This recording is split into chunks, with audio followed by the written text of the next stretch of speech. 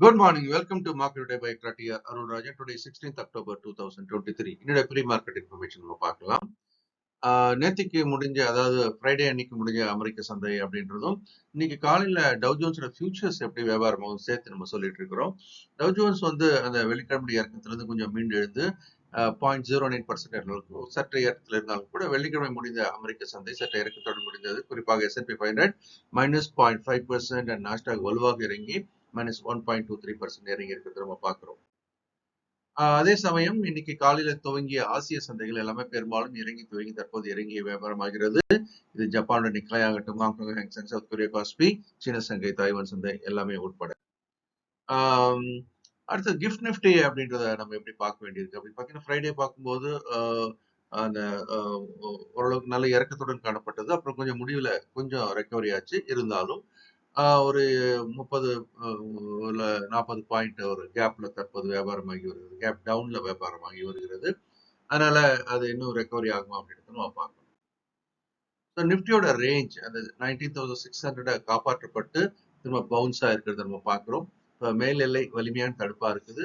கீழ் எல்லை அப்படின்னு பார்க்கும்போது அது காப்பாற்றப்படுமா என்ற கேள்விக்குறிதான் பார்க்க வேண்டியிருக்கு. பட் இருந்தாலும் இப்போதைக்கு காப்பாற்றப்பட்டு கொண்டு வருகிறது. நிப்டி பேங்க் பொறுத்த வரைக்கும் கீழ் எல்லை கிட்ட வந்துட்டு திரும்ப பவுன்ஸ் ஆகி ஓரளவுக்கு கீழ் எல்லை காப்பாற்றப்பட்டு வந்திருக்கிறது. இருந்தாலும் கூட இன்னைக்கு முக்கியமா HDFC பேங்கோட ரிசல்ட்ஸ் அப்படின்றதுதான் சந்தையினுடைய அதாவது நிப்டி பேங்கோட திசையை தீர்மானிக்கும். மேக்ரோ எக்கனாமிக்கல் ஃபேக்டர்ஸ் அப்படின்னு பார்க்கும்போது 10-year பாண்ட் ஈல்ட் 4.6 பெரிய மாற்றம் இல்லை. ஆனால் போன வாரத்தின் அடிப்படையில் ஓரளவு குறைஞ்சதை பார்க்குறோம். அந்த டாலர் இண்டெக்ஸும் பெரிய மாற்றம் இல்லை, 106.54. ஆனால் பிரண்ட் குரூட் ஒரு வலிமையான எழுச்சியை பெற்றது நம்ம பார்க்குறோம். கிட்டத்தட்ட அது 84, 85, 86 இருந்து இப்போ டக்குன்னு 91.08க்கு மாறி இருக்குது நம்ம பார்க்குறோம். ஸோ இஸ்ரேல் அந்த வார் அப்படின்றது வந்து இன்னும் குரூடை வந்து கூட்டுமோ அப்படின்னு ஒரு ஐயத்துடன் பார்க்கப்படுகிறது.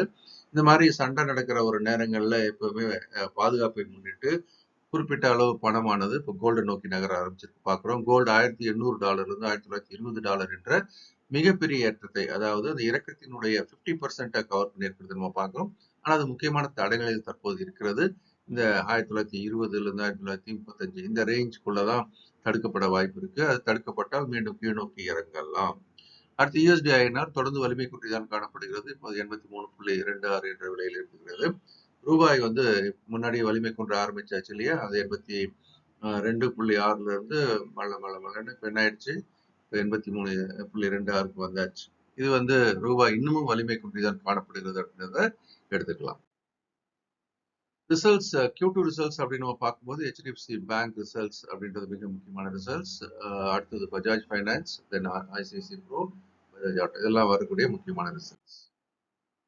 பையர்ஸ் பாயிண்ட் ஆஃப் வியூல பார்க்கும்போது எஃப்ஐஸ் வந்து முதல் ரீசென்ட் பாஸ்ட் 317 கோடி என்ற அளவிற்கு வாங்கியிருக்கிறாங்க அப்படின்றது முக்கியமான ஒரு திருப்பம்.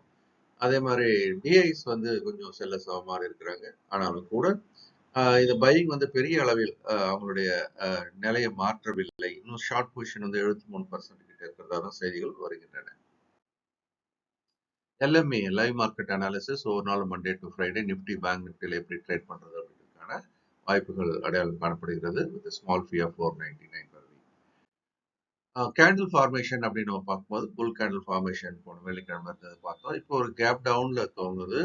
இருந்தாலும் அந்த புல் கேண்டிலுக்கு உள்ளவே இருக்கிறதுனால அந்த இடத்துல அது இந்த ரேஞ்ச் பவுண்ட் ஆகும். இல்லை கீழே விழும்போது ஒரு சப்போர்ட் எடுத்து திரும்புறதுக்கான வாய்ப்பு கூட இருக்கலாம். இந்த வீடியோ பிடிச்சிருக்கோம் நம்புறேன். லைக் பண்ணி ஷேர் பண்ணுங்க. உங்களுடைய கமெண்ட்ஸையும் வீடியோ கீழே போடுங்க. இந்த நாள் இனிமையான நாளாக இருக்க மனமார்ந்த வாழ்த்துக்கள். இந்த வீடியோ உங்களுக்கு பிடிச்சிருக்கோம் நம்புறேன். நீங்களும் லைக் பண்ணி ஷேர் பண்ணுங்க. உங்களுடைய கமெண்ட்ஸையும் போடுங்க. இந்த நாளும் இனிமையான நாளாக இருக்க என்னுடைய மனமார்ந்த வாழ்த்துக்கள். இந்த வீடியோ உங்களுக்கு பிடிச்சிருக்கோம் நம்புறேன். நீங்களும் லைக் பண்ணி ஷேர் பண்ணுங்க. உங்களுடைய கமெண்ட்ஸையும் போடுங்க. இந்த நாளும் இனிமையான நாளாக இருக்க என்னுடைய மனமார்ந்த வாழ்த்துக்கள்.